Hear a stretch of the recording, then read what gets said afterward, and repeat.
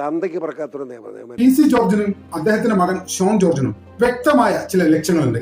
അവരുടെ ലക്ഷ്യത്തിനനുസരിച്ച് ബാക്കിയുള്ളവരും തുള്ളണം. മുൻപ് P J Joseph സാറിനോടും Mani സാറിന്റെ കൂടെ നിന്ന സമയത്തും പി സി ജോർജ് ചെയ്തത് ഇത് തന്നെയാണ്. ഈ ഒരു നിലപാട് കണ്ടിട്ട് തന്നെയാണ് മാണി സാറും പി ജെ ജോസഫ് സാറും ഇദ്ദേഹത്തെ പുറത്താക്കി. മാത്രമല്ല LDF-ൽ നിന്നും UDF-ൽ നിന്നും ഇദ്ദേഹത്തിന്റെ ഇത്തരം ഒരു പെരുമാറ്റ രീതി കൊണ്ട് പുറത്താക്കപ്പെട്ടു. അതിനുശേഷമാണ് രണ്ടുപേരും ചെന്ന് കയറിയത് BJP-യിലായിപ്പോയത്.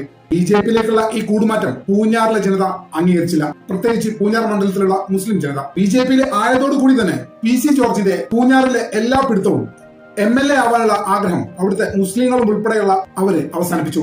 പി സി ജോർജ് അതിദയനീയമായി തോറ്റു. നിങ്ങൾ ഓർക്കുക, കേരളത്തിലുള്ള സകല മുന്നണികൾക്കെതിരെയും 2016 സ്വതന്ത്രനായി നിന്ന് വലിയ ഭൂരിപക്ഷത്തിൽ, എനിക്ക് തോന്നുന്നു 27,000-ഓളം വോട്ടിന്റെ ഭൂരിപക്ഷത്തിൽ ജയിച്ച ആളാണ് പി സി ജോർജ്. ആ പി സി ജോർജാണ് പിന്നീട് BJP-യുടെ ഭാഗമാകുകയും വലിയ രീതിയിലുള്ള പരാജയം പൂഞ്ഞാറിൽ നിന്ന് ഏൽക്കുകയും ചെയ്യുന്നത്. തന്റെ തോൽവിക്ക് കാരണം പൂഞ്ഞാറിലെ മുസ്ലിം ജനതയാണെന്ന് പറഞ്ഞ് പിന്നെ മുസ്ലിം ജനതയെ ചീത്തവിളിയായിരുന്നു പി സി ജോർജ് മെയിൻ ആയിട്ട് കോൺസെൻട്രേറ്റ് ചെയ്ത കാര്യം. മൈക്ക് കിട്ടിയാൽ ഉടനെ മിക്കപ്പോഴും ആ ജനതയെ അദ്ദേഹം അപമാനിച്ചു. ഒന്നോർക്കണേ, വർഷങ്ങളായിട്ട് പൂഞ്ഞാറിൽ നിന്ന് MLA ആണ് പി സി ജോർജ്. അദ്ദേഹത്തിന് സ്ഥിരമായി പിന്തുണ കൊടുക്കുന്ന പൂഞ്ഞാർ മണ്ഡലത്തിലെ വലിയൊരു സമൂഹമാണ് മുസ്ലിങ്ങൾ. അവരെയാണ് യാതൊരു സ്നേഹമോ കടപ്പാടോ കാണിക്കാതെ പി സി ജോർജ് ചീത്ത പറഞ്ഞത്. പൂഞ്ഞാറിലെ ആ ഗ്രാമീണ ആ ജനങ്ങളെ അദ്ദേഹം തീവ്രവാദികളൊന്നും ഭീകരവാദികളൊന്നും വരെ വിശേഷിപ്പിച്ചു. ഒരു ജനതയ്ക്ക് ഇത്രയേറെ ഇതിനേക്കാൾ കൂടുതൽ അപമാനം എന്താണ് കിട്ടാനുള്ളത്? തുടർന്നാണ് ഇത്തവണത്തെ തെരഞ്ഞെടുപ്പ് വരുന്നത്. പൊതുവെ ഈ തെരഞ്ഞെടുപ്പിൽ മിക്ക സഭകളും UDF-നായിരുന്നു പിന്തുണ പ്രഖ്യാപിച്ചിരുന്നത്. അല്ലാതെ യാതൊരു ലക്കും ലഗാനും ഇല്ലാതെ തോന്നുമ്പോ പാർട്ടിയും മുന്നണിയും മാറിക്കളിക്കുന്ന പി സി ജോർജിനെ എത്തരത്തിലാണ് ഒരു സഭ വിശ്വസിക്കാൻ പോകുന്നത്?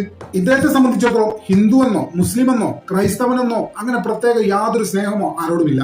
മുമ്പ് ഈഴവ സമൂഹത്തെ പച്ചത്തെറി പറഞ്ഞ ആളാണ് പി സി ജോർജ് എന്നുള്ള കാര്യം നമ്മൾ മറക്കരുത്. അത്തരത്തിൽ രാഷ്ട്രീയപരമായിട്ട് ഒരു പക്വതയോ ക്ഷമയോ ഇല്ലാത്ത ഒരാളാണ് പി സി ജോർജ് എന്നുള്ളത് അദ്ദേഹം മുൻകാല പ്രവർത്തികളിൽ നിന്ന് ഒരുപാട് തവണ നമ്മളെ ബോധ്യപ്പെടുത്തി തന്നിട്ടുണ്ട്. അല്ലെങ്കിൽ ഇത്തരം ഒരു വിവാദം പറയുന്ന സമയത്ത് എന്തുകൊണ്ട് ഇലക്ഷന് മുന്നേ ഇവരിത് പറഞ്ഞില്ല? ഇലക്ഷന് ശേഷം അവർ സഭക്കെതിരെ തിരിയാനുള്ള പ്രധാന കാരണം അവർ തോൽവി മുൻകൂട്ടി കാണുന്നുണ്ട് എന്നുള്ളതിന്റെ ഏറ്റവും വലിയ തെളിവാണ്. പാലാ പോലെ ഒരു മണ്ഡലത്തിൽ നിന്ന് ഷോൺ ജോർജ് പുഷ്പം പോലെ ജയിക്കുമെന്നൊക്കെ ആരെങ്കിലും കരുതിയിട്ടുണ്ടെങ്കിൽ അവരെ പോലെ ഒരു വിഡ്ഢി ലോകത്ത് ഉണ്ടാവില്ല എന്ന് തന്നെയാണ് വ്യക്തിപരമായിട്ട് ഞാൻ വിശ്വസിക്കുന്നത്. ഷോൺ ജോർജിനോട് പറയാനുള്ളത്, ഇന്നലെ പെയ്ത ഒരു മയക്ക് പൊട്ടിമുളച്ച 4-3-7 പേരുള്ള 70,000 ഫേക്ക് ഐഡിയുള്ള കാസ കൂസന്മാരെ കണ്ടിട്ട് താങ്കൾ ഇതുപോലൊരു തെരഞ്ഞെടുപ്പിന് ഇറങ്ങിത്തിരിക്കുന്നതായിരുന്നു.